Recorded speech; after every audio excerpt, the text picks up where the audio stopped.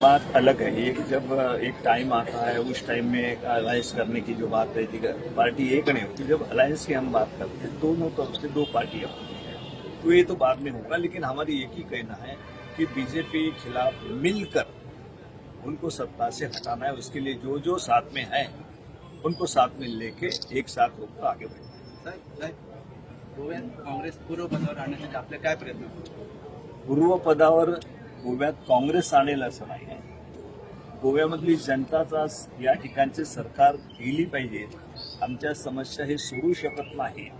सगळ्या आघाड्यावरील सरकार फेल झालेली आहे. अशा स्थितीमध्ये गोव्यामधली जनताच त्यांच्या पाठीमागे आम्ही आहोत. आम्ही कार्यक्रम जे असेल, जे त्या ठिकाणी एक समस्या असेल, त्याला मजबूतीनं आम्ही त्यांच्या पाठीमागे आहोत आणि काँग्रेस त्यांची समस्या सोडवण्याकरता वाटेल तशा पद्धतीने प्रयत्न करू आणि त्यांच्याच करता जनतेकरता आम्हाला या ठिकाणी सरकार बदलवायचे. सर्व आघाड्या फेल असते. गोव्याचं जे वैशिष्ट्य होतं, गोव्याची जी ओळख होती, तीच आज दिसेनाशी झालेली आहे त्या सरकारमुळे.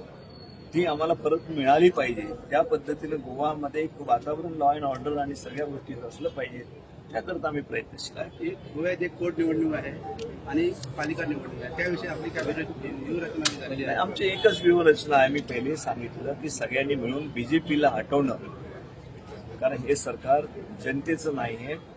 गोवावासियांच्या विरोधामधलं, त्यांच्या समस्या न ऐकून घेणारं आणि त्यांच्यावर अन्याय करणारं अशा प्रकारचं सरकार बसलंय. त्यांना हटवावं एवढ्याच पद्धतीनं आमचे प्रयत्न आहेत.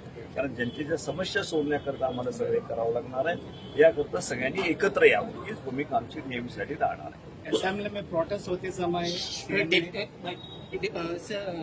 डिफेक्शन हा मोठा मुद्दा आहे इकडं. कसं डिफेक्शन डिफेक्शनच्या संदर्भामध्ये